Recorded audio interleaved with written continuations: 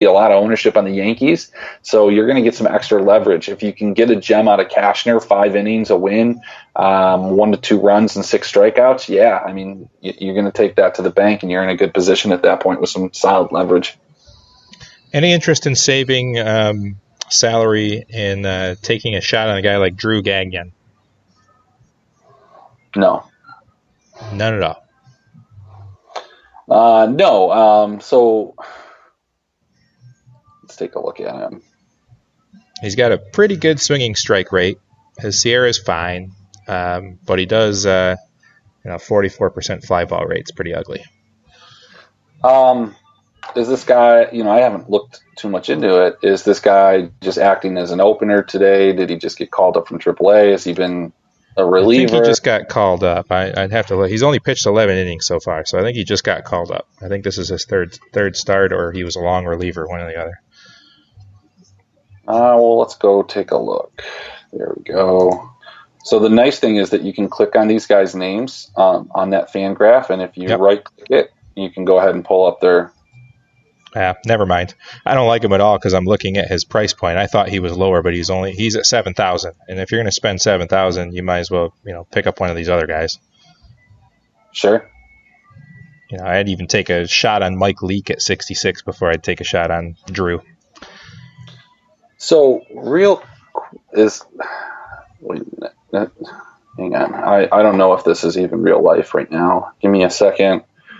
Okay, no, apparently it is. Apparently this is I thought I was looking at FanDuel pricing. I'm apparently looking at DraftKings pricing. I really like the Phillies tonight. For the reasons that we talked about with Darvish, it could be a complete swing and miss. Darvish could have a gem. I think the velocity, the movement, a lot of the things that make his pitches really good and hard to hit, it's there. His control is not. But look at the prices on the Phillies. Like, Hoskins is at 4.1K. This is a guy that's been like 5'6" all season. Bryce Harper yesterday was 44. He's 4,000. Segura is 4,300. Real Muto's 37. Like, I don't even know what I'm looking at. Is this 2019? I just don't even think that what I'm looking at is right, basically. I mean, I can get those pricings in even with Luke Weaver as my second pitcher instead of Cashner. Yeah, I mean, it's interesting because if you go through it, I mean, you still got, if you look at Texas, in Texas, looks like the wind's blowing in, shouldn't really have a big effect, but it does say 22 miles an hour. That's pretty significant. Maybe not so much in that park, but you still have high prices there. You got, Real Muto is only 3,700. That's fantastic. Yeah, I mean, I think that's interesting. I think you really look at the Phillies as a contrarian stack. I think you're going to see a ton of ownership on Houston, and I think a Houston Phillies stack is kind of where you might want to go. For different park factors, I would be really interested in Atlanta against Suarez, but their prices are pretty expensive, and they're going to be an Oracle, which I can tell you one thing that will help change your mind. Houston is not on the main slate.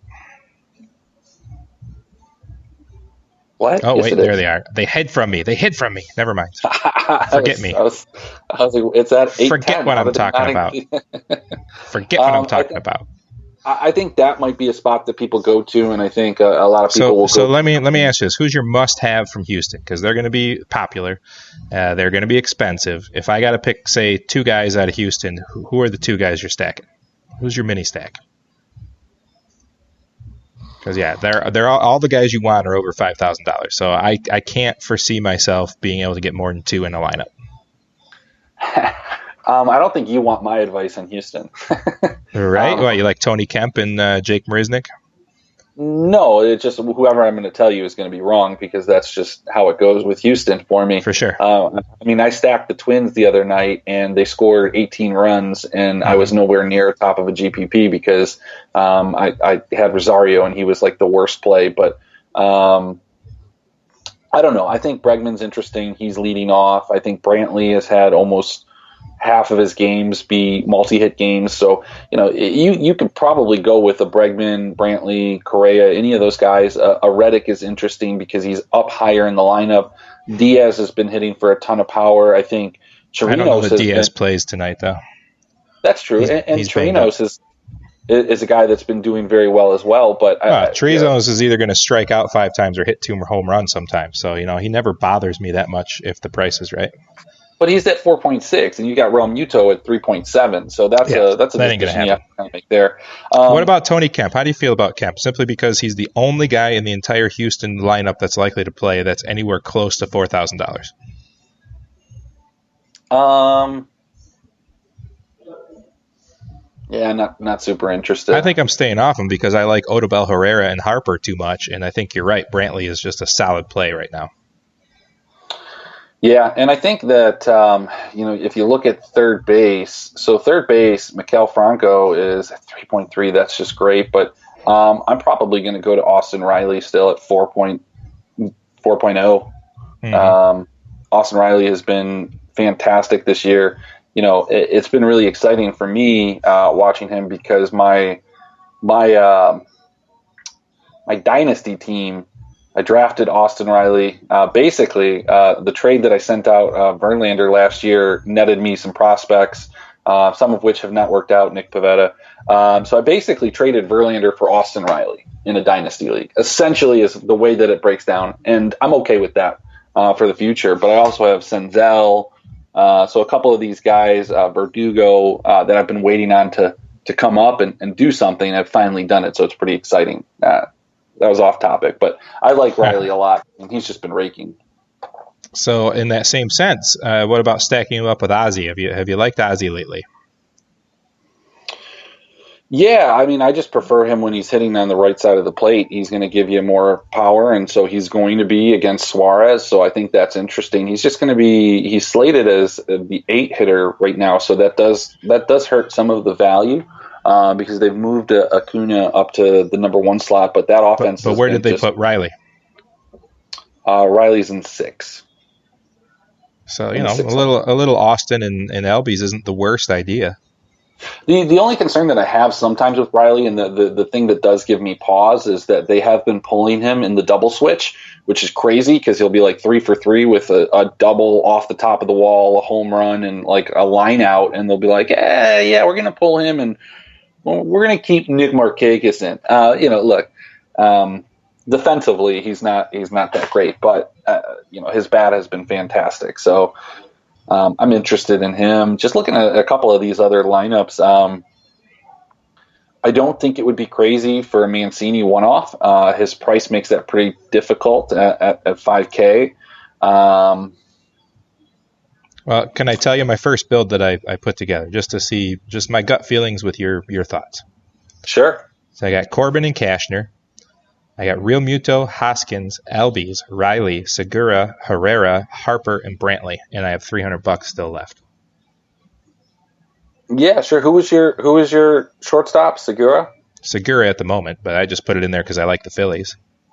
Here's the other thing that you could do, and I'm not trying to get you off of Segura, sure. Would be a guy like maybe Trey Turner as a one-off. I think Trey Turner's always in play if he's at the top of that lineup against that Drew Gagnon, and, he gets on base, and all of a sudden, you have a home run because his walk turned into 2 steals and a run, and it's 14 points right there. He's kind of like Witt and Mondesi in that regard. So I like that just fine. The only reason I was looking at Segura is because I like that bunch of lineup out of Philly right there. But I still have 4 Philly guys in Odubel and Harper and Hoskins and Real Muto. So here's the thing. When you do the stacking method, and I do it pretty much every time, your lineup's going to end up on one side of the bar. It's either on the backside or it's going to be up at the top. There's really you're not going to have a ton of them bunched in there, just because your stack's going to hit or it's not. And if it doesn't, then you have some tough times. It's an all or nothing. When you get down to 4 guys, I think you kind of spread that variance out a little. You do cap your upside, but not to the point where you're not viable anymore. Right. All right, Chris. Well, here's the deal. We're pretty much out of time, but there's no show behind us, so let's go a couple extra minutes. So we've kind of talked about the pitchers we like and the ones we're going to stay away from. We've talked about how we like Philly. We've talked a lot about that we like a one-off out of Atlanta, one-off out of Baltimore. Where obviously Houston's going to be chalk because they're going against a terrible pitcher at home, and they've been lighting it up. So where are your other plays? So we've talked about Houston, Philly. We like Turner. We like one guy's out of Baltimore. We like a couple guys out of Atlanta. Where's your other stack besides Philly and Houston? I think you can actually go to the other side of that Houston game and go to the White Sox, the left-handed bats, the Yonder Alonso, the Moncada, a couple of these guys that just are hitting from the left side of the plate. Peacock has been super questionable, especially against left-handed bats this season. He got really lucky his last start. His pricing was good. It was against the Tigers. So far this year to left-handed bats, 225 ISO versus an 89 ISO to right-handed bats. So his strikeout rate drops from 28 to 19, and you're probably going to see 4 out of 5 of the first hitters going to be left-handed hitters. You're going to have Garcia, Moncada, Abreu, Alonso, and then Sanchez down there at the bottom. So I think that would be a spot that I would look for a super contrarian, kind of low-owned spot. And of course, there are a couple other teams that you can just stack on any given day against any type of matchup. You Minnesota, Shoop's been hitting really well. He's pretty cheap. Polanco, Rosario, Cron has been on fire. Marwin Gonzalez is playing awesome. Jason Castro hits a home run like every day, and Byron Buxton has been mashing. If we're going to go over a little bit, those are kind of my spots for today, but I would be really, really interested in tomorrow's slate, and I'm going to give you 2 spots that I'm interested in. Apparently, I'm going to delete the date, and that is going to get me back to the day. Okay, so first, I talked about it.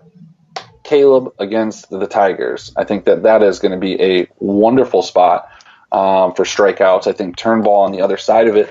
The Marlins are a team that is a good matchup to attack. The problem is that when you get a really good pitcher like a DeGrom, a Thor, somebody like that that's really high priced, there is that variance that they're not going to have that good game, but they're going to have huge ownership. So I don't like playing those pitchers in that situation, because you get a situation like last night or yesterday where Thor pitched decently, but only got you 13 points, was 10-9, was one of the more expensive pitchers, and you could have gone down to Bieber or somebody else that had a good matchup. So I think Turnbull's interesting in that matchup.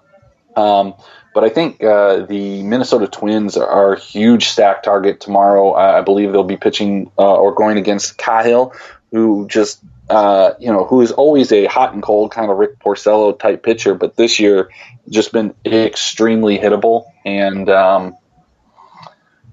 the Twins don't miss. So they're going to mash tomorrow. So, the Twins with Caleb Smith and Turnbull, those are some targets that I'm looking at, just if we're getting a little ahead of ourselves here. Which is fine. I wish you didn't have to work tomorrow. We could follow up the fantasy gangsters with Lou and Cha-Cha and refute all the evidence that they play for their plays. It'd be a lot of fun. It'd be entertaining. Yeah, I mean, I'm sure some of these are pretty straightforward. When you glance at a slate and you say, hey, these are the plays, those are usually going to be the chalk plays. So... Well, it'll be a lot of fun. One of these days when we have careers where we can walk away for an hour any day we feel like, going back-to-back with these other 2 guys that talk DFS and then having a show-to-show head-to-head competitions would be a lot of fun. I think that'd be a hell of a lot of fun. Not to say that Lou and Cha-Cha don't give great advice. We just tend to be a little bit more contrarian than the most. Yeah, and hey, we're going to be wrong. Sometimes we're going to be right. Looking at tomorrow, let me just see if there's any other spots that I'm interested in as we're mentioning it. None of my websites want to switch over to tomorrow. And, we always could record a show and have them play it as well. We don't have to always be live, so... Oh yeah, so tomorrow, I mean, you've got a lot of interesting pitchers. You've got Eduardo Rodriguez pitching. I don't know if any of these games are on the main slate or how it's broken up, but what about Bassett throwing another gem at 6, even though it might not be on the main slate? So you got Dylan Couve, who's always fun to pitch. Matt Strom, who's been interesting. You've got Verlander, Bauer, Wheeler, Wheeler, Homer Bailey. So you've got a lot of guys that are fun to stack against and some guys that are fun to roster tomorrow. So pretty interesting slate coming out. So that should be a fun one. So I think you can pick pretty much anybody in those situations, and as a result, you're going to be contrarian no matter what.